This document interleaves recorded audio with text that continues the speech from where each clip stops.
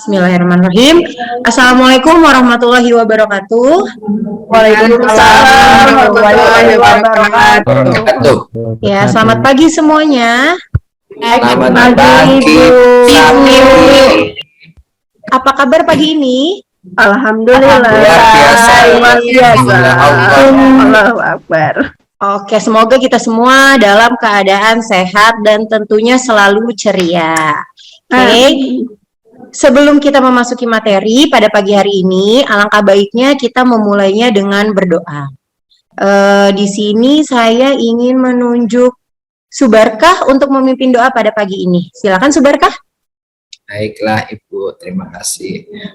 Mari teman-teman kita berdoa dulu, kita luruskan niat untuk belajar. Semoga kita mendapatkan ilmu apa yang disampaikan oleh Bu Sabti atau teman-teman yang lain. Berdoa menurut agama dan kepercayaan masing-masing, dipersilahkan.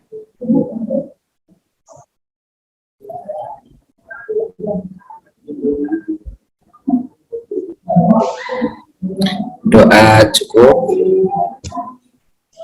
Ya, terima kasih Subarkah telah memimpin doa pada pagi hari ini. Oke, sebelumnya saya cek kehadiran dulu ya. Jadi setelah saya sebut namanya, silakan jawab hadir. Seperti itu ya. Oke. Baik, Ibu. Sylvia Citra. Hadir, Bu. Subarkah. Hadir, Bu. Winda Manhartika. Hadir, Ibu. Ahmad Indarto. Hadir, Ibu, siap. Safyaris. Hadir, Bu. Eko Prasetyo. Hadir, Bu. Nurvita Sari. Hadir, Ibu. Nirpita Reza. Lalu hadir, Ibu. Vina. Hadir, Ibu.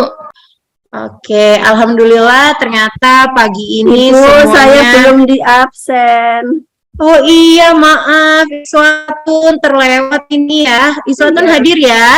Hadir, Ibu. Sebenarnya saya sengaja melewatnya. Saya mau ngetes nih anak-anak semuanya fokus atau enggak nih mata pelajaran saya. Ternyata fokus. Bisa aja nih. Iya, terima kasih semuanya karena telah fokus. Oke, sebelumnya saya sudah mengecek nih kehadiran, hadir semua, bagus. Coba dilihat sisi kanan dan sisi kirinya, apakah ada sampah, ataukah ada sarang-sarang yang tidak bagus, seperti itu. Bersih atau tidak? Silakan dicek. Bersih, Bu. Bersih, Bu. Sudah bersih, Bu. Kinclong. Alhamdulillah. Sebelum saya masuk materi, saya mau tanya nih, tadi pagi sudah sarapan semua atau belum ya? Sudah. Belum, Bu. Sudah, Bu. Tadi sama nasi goreng. Belum, Bu. Sama nasi uduk, Bu. Aduh, ada yang sudah, Sedap, ada Bu. yang belum ya. Yang sudah pakainya nasi uduk sama nasi kuning. Aduh, nasi kebuli pagi-pagi sudah ada, Subarkah? Nasi kebuli? Ada. Adanya di Karena mana ya? tadi sore, Sendiri dia, Bu. Dia bikin. Oh, kemarin tadi sore. sore. Terus kamu hangatkan ya? Enggak, makan aja. Oke deh. Pantes ini saya melihat wajah-wajahnya wajah-wajah bahagia semua ya. Alhamdulillah. Alhamdulillah. Berarti sudah siap dong untuk masuk pada materi pagi hari ini? Siap, Bu. Ya. Coba kalau misalnya sudah siap, Ibu mau kedua tangannya diangkat bilang siap. 1, 2, 3. Siap. Oke. Nah, sebelum masuk, Ibu mau ngetes nih, balance nggak otak kanan kita sama otak kiri? Lihat Ibu ya sebagai contoh. Tangan kanan jempol, tangan kiri kelingking. Oke. Sekarang silakan digerakkan dengan cepat seperti ini. Oke, bisa? Bisa ya? Tuh kan? Bisa, Bu. Bingung kan? Bu, Oke. kebelet, Bu. Gimana Subarkah? Malah ada yang 2 ya? 2. Oke, jadi saya meminta seperti itu untuk ngecek nih. Anak-anak semua sudah siap atau belum? Jadi tidak hanya perutnya yang siap, tapi otak kita juga sudah siap. Oke, saya masuk ke materi saya ya, anak-anak. Siap, Bu. Baik, Bu. Baik, Bu. Saya share screen ya.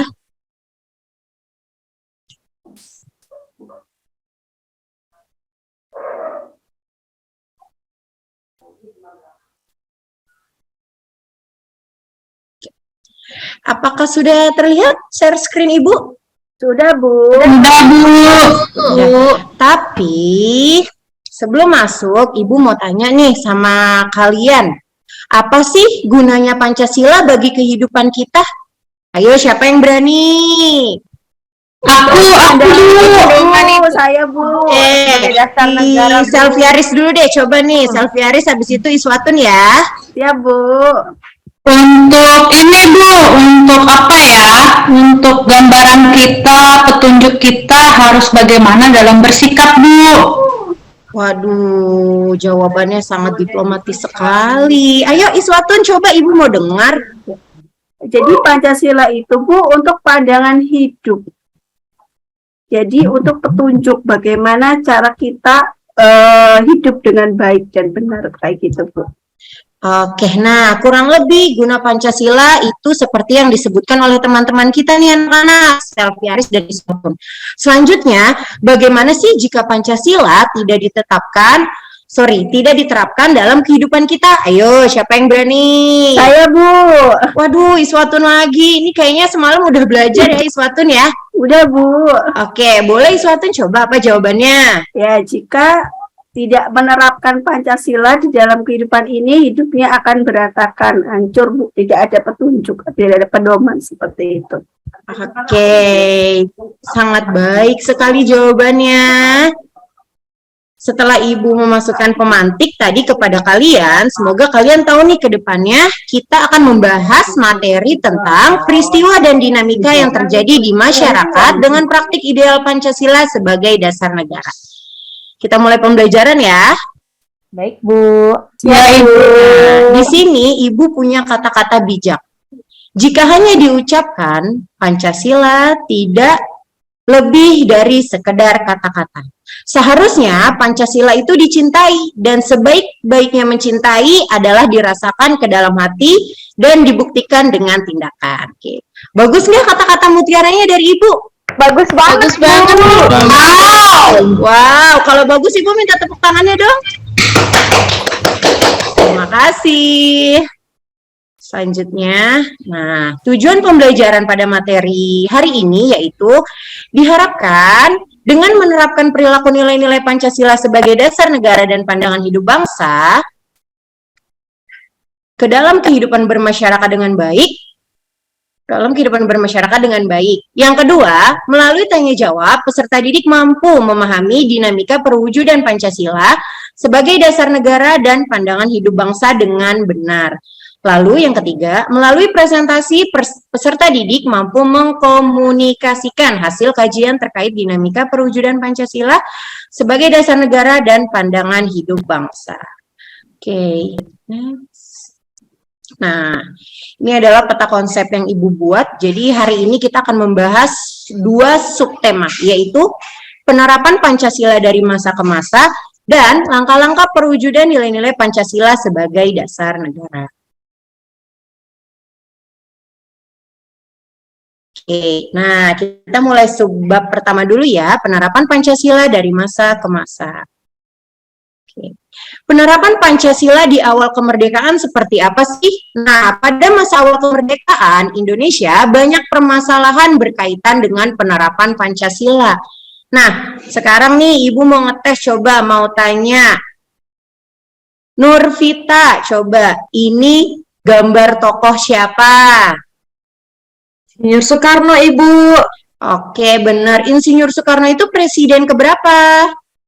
Pertama, Bu. Keren. Wakilnya siapa? Siapa ya? Muhammad Hatta, Bu. Oke, benar. Terima kasih, Nurvita. Sama-sama, Ibu. Lanjut. Ya, pemberontakan Partai Komunis Indonesia atau yang kita kenal sebagai PKI. Ada juga pemberontakan Republik Maluku Selatan yang kita kenal sebagai RMS. Pemberontakan Darul Islam atau Tentara Islam Indonesia, lalu pemerintahan Revolusioner Republik Indonesia, perubahan RIS menjadi NKRI, dan Angkatan Perang Ratu Adil. Nah, ini adalah beberapa permasalahan yang terjadi pada masa awal penerapan Pancasila di awal kemerdekaan. Next. Nah, Kita lihat nih di sini ada pemberontakan Partai Komunis Indonesia. Sebelum Ibu jelaskan, coba Subarkah, kenapa sih PKI itu memberontak di Indonesia? PKI memberontak di Indonesia itu dikarenakan ingin mengganti ideologi Pancasila dengan komunis, Bu. Kalau nggak salah seperti itu, Bu. Kalau saya yang baca-baca di mana gitu pernah baca gitu. Itu Wah, pengen bagus gantiin sekali nih. Berarti Pancasila. pemahamannya sudah sampai sana ya, Subarkah ya? Dia pernah baca-baca di mana gitu, Bu. Lupa. Iya, boleh tepuk tangan buat Subarkah biar semangat. Nah, kita baca nih ya, salah satu pemberontakannya apa sih? Ada gerakan G30S. Sebuah peristiwa berlatar belakang kudeta yang terjadi selama satu malam pada tanggal 30 September hingga 1 Oktober 1965. Yang mengakibatkan gugurnya 6 jenderal serta 1 orang perwira pertama militer Indonesia. Dan jenazahnya dimasukkan ke dalam suatu lubang sumur lama di area Lubang Buaya, Jakarta Timur. Jadi jenazah para korban ini ditemukan di dalam sebuah sumur yang kecil anak-anak, sangat menyedihkan. Nah, sebelum mereka semua dimasukkan ke dalam sumur, mereka ada yang sudah dibunuh terlebih dahulu dan ada pula yang disiksa di tempat kejadian tersebut. Selanjutnya ada pemberontakan Republik Maluku Selatan. Nah, kita lihat nih, apa sih latar belakangnya? Latar belakang pemberontakan RMS adalah adanya konflik di antara dua kekuatan di negara Indonesia Timur atau NIT. Kemudian, pemberontakan RMS ini juga mendapatkan dukungan oleh pemerintah kolonial Belanda karena gagalnya dalam mengembalikan kekuasaan imperialis kolonial di Indonesia yang telah merdeka. Seperti itu.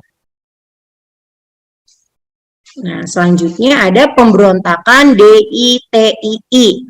Nah, sebelum Ibu menjelaskan kembali, coba Eko, kenapa sih terjadi pemberontakan DITII di Indonesia?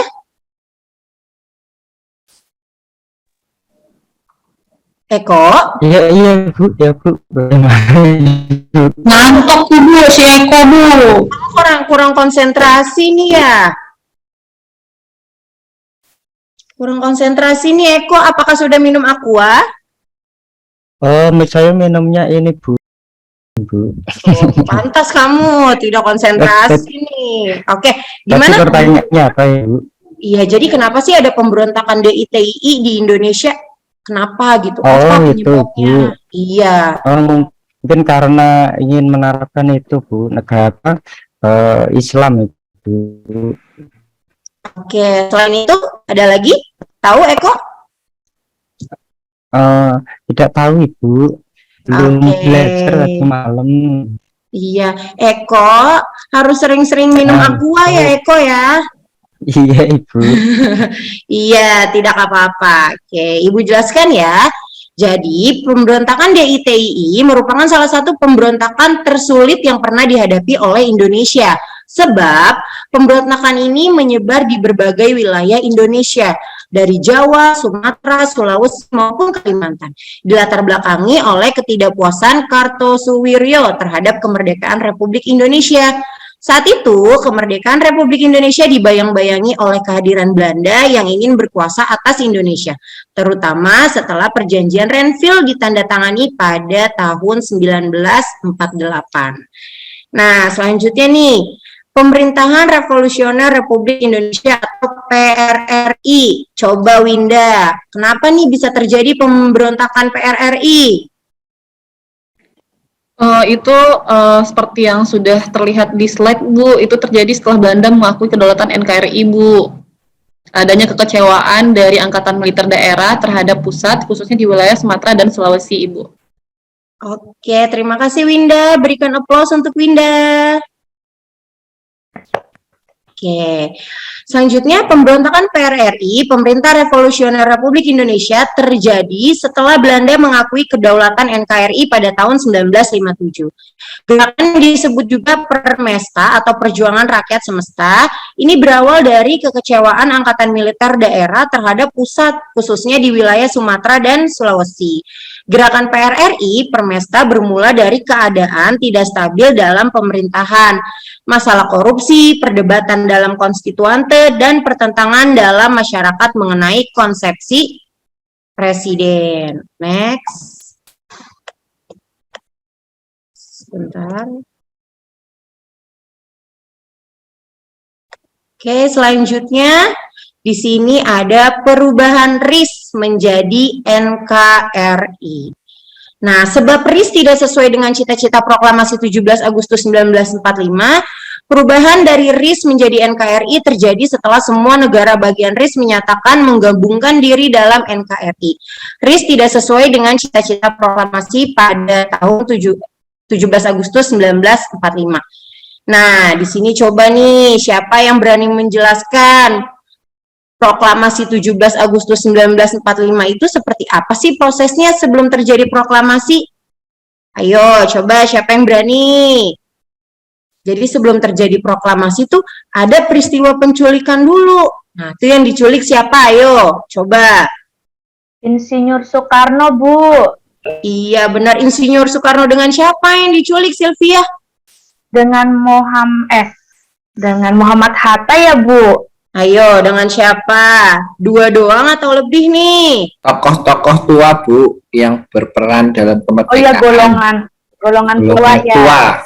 Iya, benar sekali. Jadi sebelum terjadinya proklamasi 17 Agustus 1945, ada peristiwa penculikan dari golongan muda ke golongan tua. Dibawa ke, ayo kemana? Yang di Dengkrok ya, Bu. Iya, benar sekali. Rengas Dengklok. Nah, dibawa ke Rengas Dengklok. Ada yang tahu nggak Rengas Dengklok di mana? Dan Pegangsaan Timur nomor 56, Bu. Rumahnya Ayo. Laksmana Maeda. Nah, rumahnya Ayo. siapa ya? Lupa.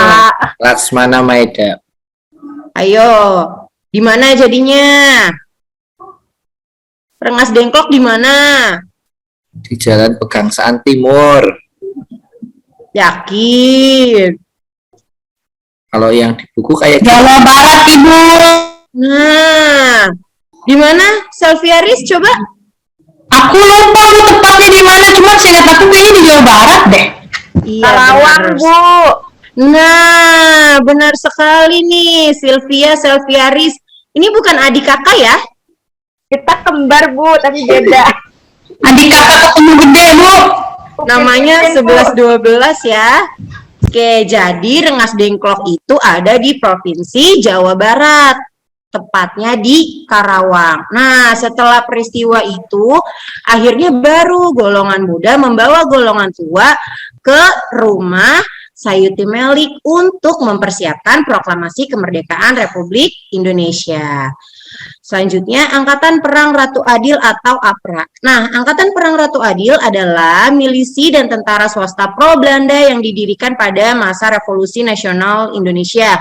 Milisi ini didirikan oleh mantan Kapten DST Kenil Raymond Wasterling setelah demobilisasinya dari kekuasaan Depot Spesial Troepen pada tanggal 9 Januari 1949. Jadi tujuan dari gerakan APRA adalah untuk mempertahankan bentuk negara federal di Indonesia dan memiliki tentara sendiri pada negara bagian di KRIS. Nah, kita lihat nih selanjutnya apa materinya, yaitu Presiden Soekarno ditetapkan sebagai presiden seumur hidup berdasarkan TAP MPR. Nah, jadi pada penerapan Pancasila di Orde Lama, Presiden Soekarno itu ditetapkan sebagai presiden seumur hidup. Kenapa? Karena pada saat itu adalah Soekarno yang memproklamatorkan proklamasi kita. Jadi mereka membuat sebuah ketetapan untuk hal demikian, ya. Jadi pemimpin itu nggak mesti harus laki-laki, perempuan juga bisa jadi pemimpin. Lanjut ya. Lanjut. Bu, lanjut terus. Nah, Bu Winda, bisa kita lihat sekarang gambarnya Pak Soekarno menunjuk Pak Soeharto ya. Berarti menunjukkan bahwa alih kekuasaan dari Orde Lama ke Orde Baru. Jadi fotonya berkesinambungan ya. Oke, Itu inilah yang tunjuknya pakai terjadi. tangan kiri ya, Bu? Tangan kanannya mungkin lagi megang sesuatu, Winda, gitu. Jadi kita nggak boleh netting ya, seperti itu. Positive thinking ya Bu Sakti ya. Benar sekali. Nah, ini pelajaran juga buat kita anak-anak ya. Jadi kita itu tidak boleh negative thinking terhadap orang lain ya. Ini yang ditanyakan Ibu. oleh Winda ini mengarah ke penerapan nilai-nilai Pancasila. Winda, kamu aduh hebat sekali nih, pasti semalam udah belajar ini materinya ya. Pasti, Nah, Bu, pasti sudah belajar. Pasti. Nah, ini adalah penerapan Pancasila pada Orde Baru.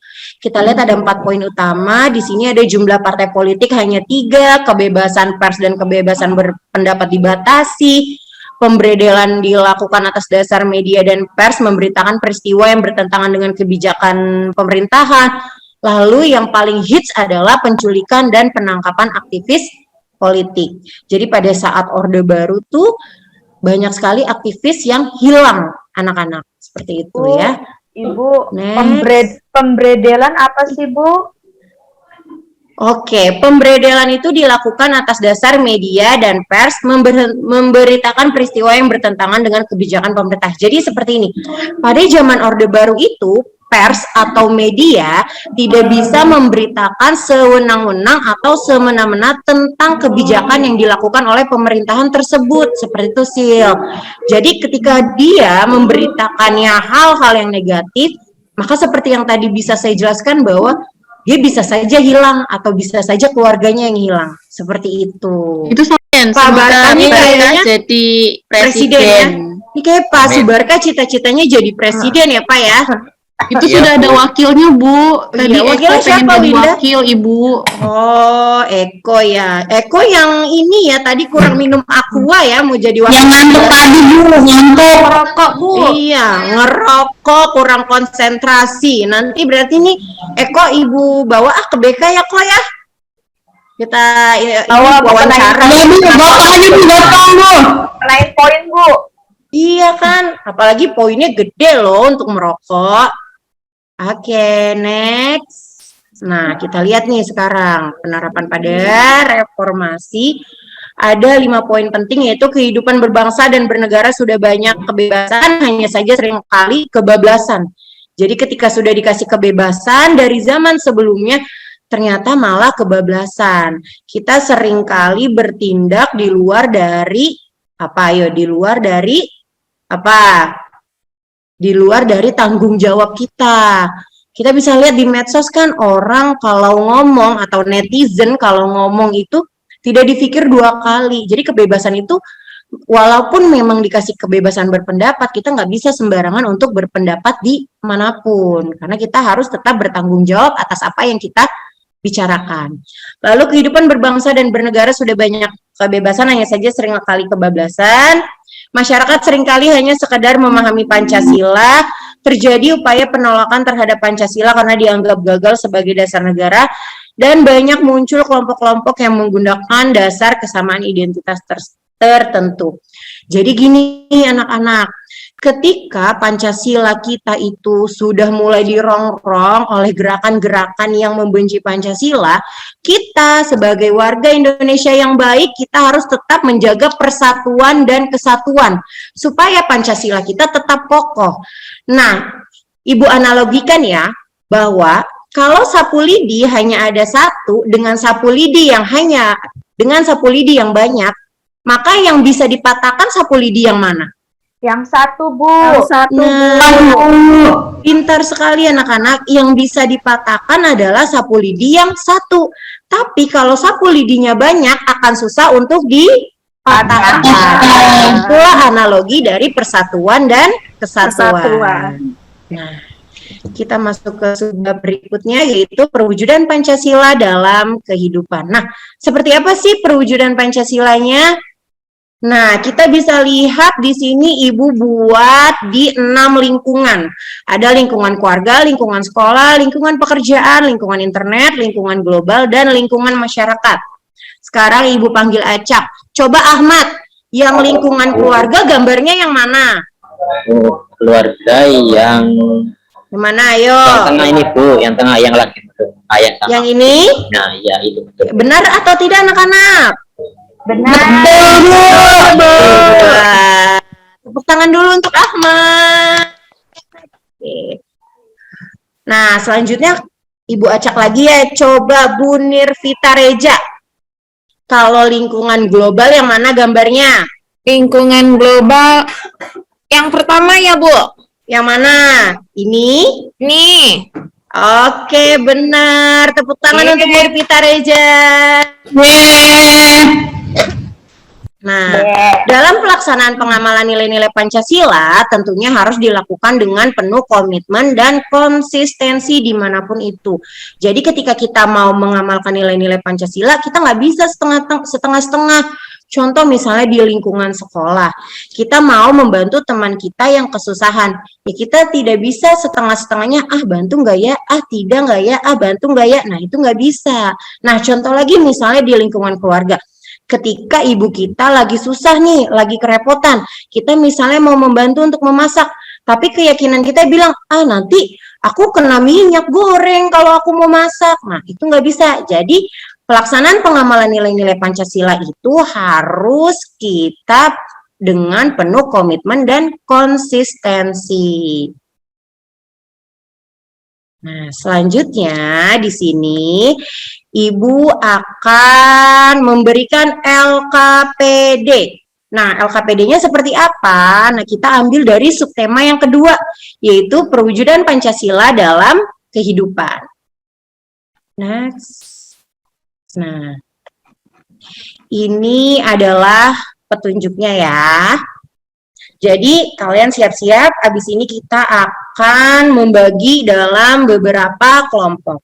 Nah, petunjuknya di sini ada peserta didik menyimak suatu permasalahan yang disajikan guru lewat video. Jadi nanti Ibu akan memberikan video tentang perwujudan nilai-nilai Pancasila dalam berbagai bidang. Selanjutnya nanti peserta didik boleh menggunakan Mentimeter untuk bertanya jawab dengan temannya. Kalaupun tidak bermasalah. Selanjutnya Ibu akan membagikan kelompok dengan jumlah anggotanya, ada yang 4, ada yang 5. Lalu peserta didik boleh mencari sumber belajar dimanapun dan apapun. Oke. Selanjutnya setelah semuanya telah selesai dikerjakan, silakan peserta didik melakukan presentasi.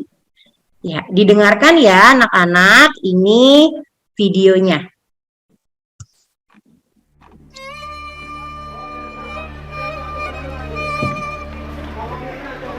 Suaranya terdengar ya?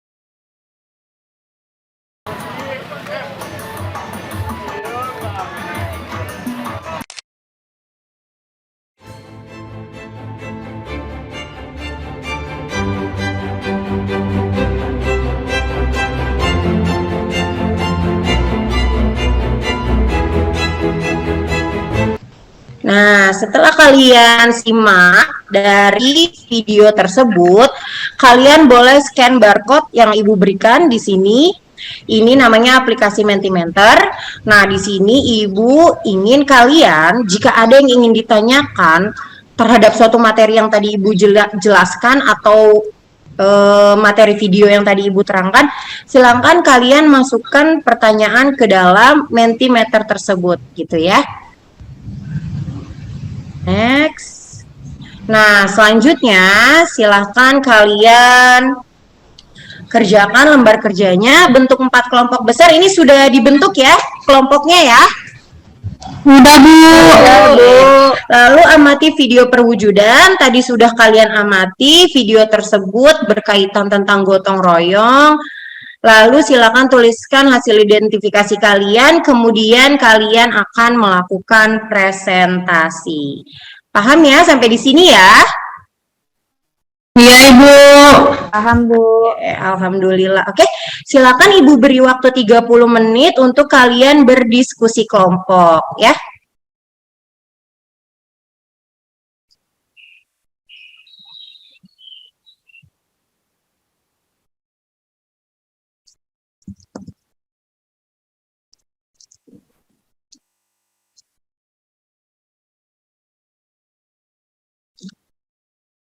Oke, sudah 30 menit nih tampaknya. Jadi kita akan lihat presentasi dari kelompok 1 sampai dengan 4. Jadi siapa nih yang berani duluan untuk mempresentasikan hasil video tadi yang telah kalian lihat mengenai gotong royong? Ayo silakan, kelompok siapa dulu? Kelompok 1 sudah siap? Selviaris? Menjelaskan Ibu. gotong royong? Udah, Bu. Oke, coba dijelaskan gimana sih gotong royong itu? Ibu, kalau salah jangan dimarahin ya, Bu. Enggak, paling diledekin aja. Jangan Bang dulu, nanti saya nggak mau lagi dijawab. Oke, silakan Selviaris. Baik, Bu, dari tayangan video yang Ibu tayangkan barusan, kalau menurut kelompok kami itu kan menggambarkan gotong royong ya, Bu ya? Iya benar. Nah, gotong royong itu kan, yang namanya gotong royong kan bukan hanya 1-2 orang, tapi kan pasti banyak gitu kan. Misalnya kayak tadi mungkin itu gambarnya kalau nggak salah mau bangun apa sih itu, Bu? Iya, mau bangun jembatan. Nah iya, nah kalau yang bangun jembatan cuma 1-2 orang, nggak tahu kapan selesainya, Bu. Jadi itu merupakan pengamalan dari sila ketiga, Bu, Persatuan Indonesia. Itu sih, Bu. Wah, hebat sekali nih. Kelompok 1, Selviaris dengan ketua kelompoknya ya. Apakah ada yang mau menanggapi kelompok 1? Silakan, kelompok yang lainnya.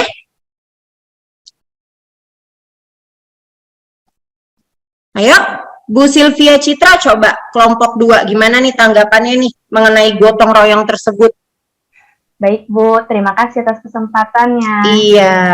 Tadi saya setuju dengan apa yang dikatakan Bu Selviaris, dengan adanya kegiatan yang ditampilkan pada video tersebut adalah kegiatan gotong royong yang mengamalkan nilai-nilai Pancasila ketiga, yaitu nilai persatuan. Nah, yang namanya gotong royong kan yang dimana melakukan segala sesuatunya itu dilakukan secara bersama-sama, gitu kan, Bu? Iya benar. Nah, kalau tidak dilakukan secara bersama-sama, tidak akan cepat selesai gitu kan. Kan ada pepatah, Bu, ringan sama dijinjing gitu ya, Bu ya. Iya benar. Sama dipikul gitu, Bu. Jadi kalau pekerjaan ringannya kita sama-sama kita kerjakan akan cepat selesai, apalagi pekerjaan berat gitu loh, Bu, lebih cepat selesai juga. Wah, keren sekali nih tanggapannya Sylvia Citra dari kelompok 2. Nah, akhirnya sudah selesai presentasi kita nih anak-anak, kelompok 1 sampai dengan kelompok 4. Bu Sakti, Bu Sakti.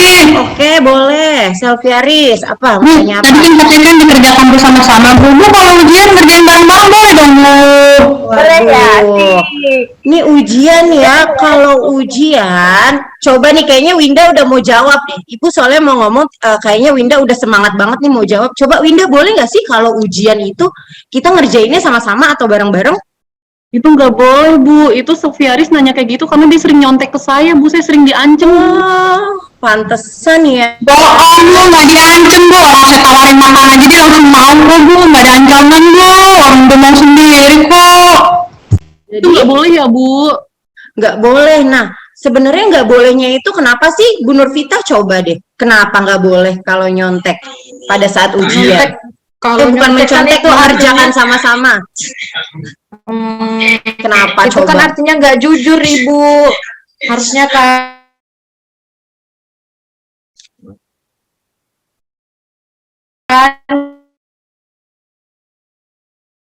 Nggak denger Bu, sinyalnya jelek kali tuh Bu. Sinyalnya nih putus-putus, Nurvita. Oke, kita lewat ya. Nurvita, saya lewat ya. Ya, Bu. oh gitulah Oke. pengetahuan yang kita miliki. Iya, jadi suaranya putus-putus, Nurvita. Oke, jadi gini, kenapa sih kita kalau misalnya mengerjakan ulangan atau tes itu tidak boleh mengerjakan secara bersama-sama? Karena itu adalah tugas individu. Ya, itu kan untuk menilai diri kalian. Kalau misalnya kalian mengerjakannya bersama-sama, nilainya sama semua, maka nanti hasil penilaiannya pun sama semua. Jadi itu tidak jujur. Jadi kalian sama saja dengan mencontek kalau misalnya mengerjakan bersama-sama. Seperti itu ya. Oke, sepertinya sudah paham semua ya. Apa ada yang ingin ditanyakan? Paham, Bu. Oke. Sudah paham semua ya. Alhamdulillah. Nah, jadi setelah semuanya selesai presentasi, nanti kalian silakan klik link penilaian kognitif melalui Google Formulir. Di sini sudah Ibu tuliskan linknya. Lalu hasil yang kalian presentasikan juga silakan kalian masukkan ke dalam link ini. Ya, seperti itu. Jadi semuanya rapi. Oke, selanjutnya siap. Nah, selanjutnya nih, kesimpulan dari materi hari ini apa sih? Coba, Eko, apa kesimpulan materi pada hari ini? Ya Bu, kesimpulan materi pada pembelajaran hari ini tentang itu Bu, tentang aplikasi atau penerapan dari nilai-nilai sila Pancasila Ibu yang tadi. Oke, Udah, Bu. keren. Selanjutnya coba kesimpulannya apa nih dari materi Bu, hari saya ini? Bu, saya Bu. Oke, Nurvita boleh. Wah, berani Apakah nih, sudah keren nih. terdengar suara saya, Bu? Sudah Nurvita, silakan. Udah jelas ya, Bu. Tadi soalnya nggak dengar. Jelas. Oke, saya akan memberikan sedikit kesimpulan pembelajaran kita hari ini. Tadi Ibu Sapti sudah menjelaskan tentang pertama tentang Pancasila. Kemudian apa sih Pancasila itu? Pancasila itu dijadikan pedoman dalam kehidupan berbangsa dan bernegara. Kemudian setelah itu Ibu juga menjelaskan tadi tentang penerapan Pancasila dari masa ke masa.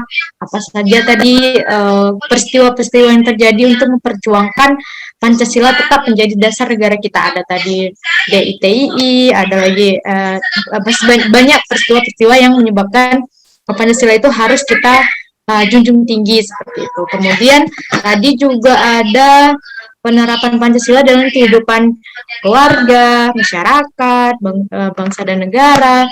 Kemudian ada tadi di lingkungan pekerjaan dan lain sebagainya. Kemudian tadi Ibu juga menjelaskan tentang video tentang gotong royong. Nah, untuk itu segala sesuatu yang kita lakukan di sekolah, di rumah, dan dalam kehidupan bangsa dan negara, kita harus menjunjung tinggi nilai Pancasila dalam kehidupan kita, terutama dalam diri kita. Contohnya kalau kita sebagai siswa nggak boleh menyontek seperti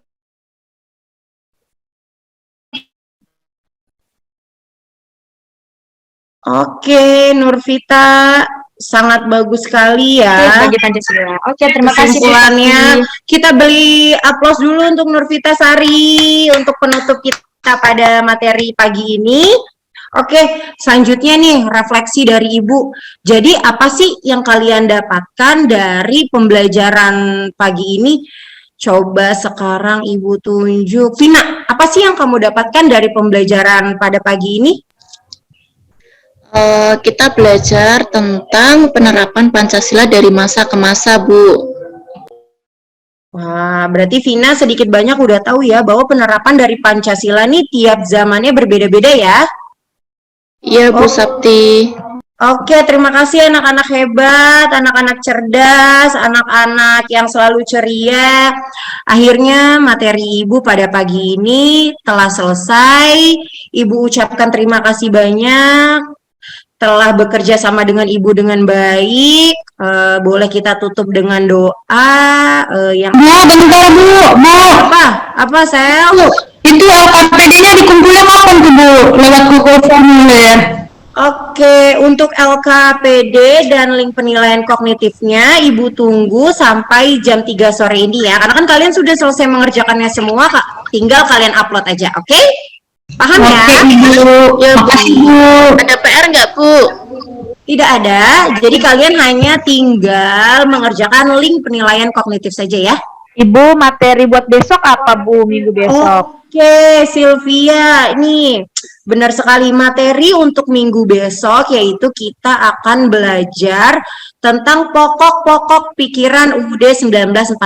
Jadi sebelum besok saya masuk materi, silakan anak-anak sekalian untuk belajar terlebih dahulu. Jadi sebelum kita nanti ada tanya jawab, kalian sudah tahu jawabannya. Paham ya?